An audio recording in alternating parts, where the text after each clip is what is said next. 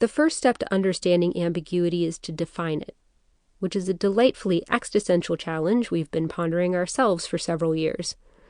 Let's attempt to disambiguate ambiguity, shall we? According to the internet, the definition of ambiguity is A, the quality or state of being ambiguous, or B, something that could be understood in two or more possible ways. The word ambiguity comes from the Latin ambigus, which was formed by combining ambi, meaning both ways, and agere, meaning to act. Ambiguity is about holding two ideas at the same time and understanding something in more than one way. It's about dualities, multiplicities, and active interpretation. All cleared up? No? We're shocked. We are not shocked. Tasseography is the practice of reading patterns in tea leaves, or coffee grounds, or wine sediments left in the bottom of a cup. Here we have an image of an empty teacup with tea leaves at the bottom. I see a tractor, maybe a snake, a lightning bolt. That's the letter K. Is that a drone? See for yourself in the PDF. You can read the tea leaves by allowing your imagination to play around with the shapes suggested by their arrangement. You might see a country, a heart, or a raven. Or read deeper. Is that an apple? Or the Apple logo? Does it mean I need to limit my screen time? Am I reading too much tea? Ambiguity is a layer of meaning people apply to perfectly unambiguous stuff. When you read the tea leaves at the bottom of the cup and dregs are not ambiguous. Ambiguity lies in the multiple meanings that you might derive from their arrangement. It emerges from the many ways you interpret reality.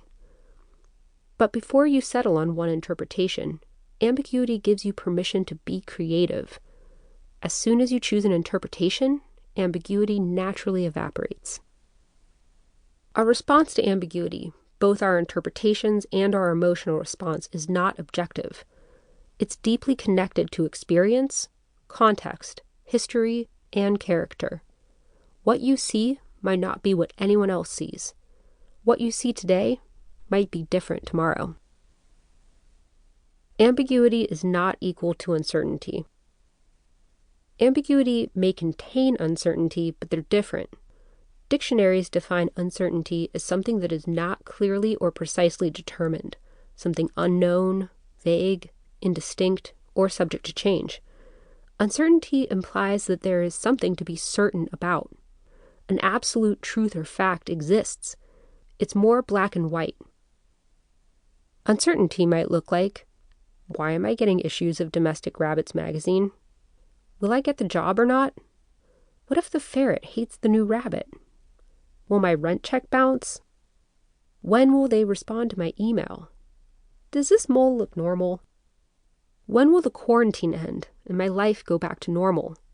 Will life ever return to normal?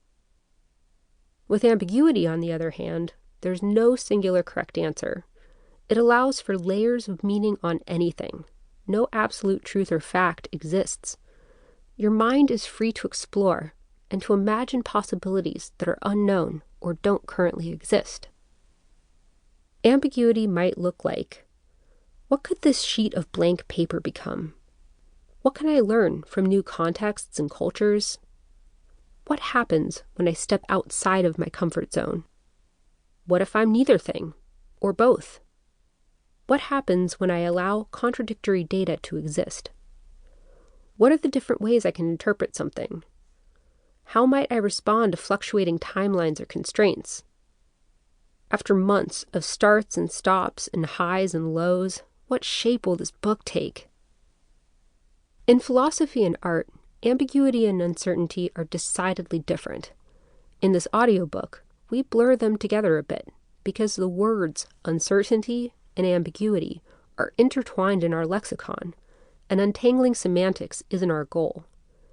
In general, when we refer to ambiguity or uncertainty in this book, we mean holding multiple ideas or possibilities.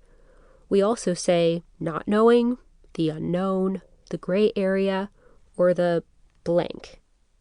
For the purposes of this audiobook, we break our own rules, we keep it vague, we keep you guessing. Some might say we practice what we preach.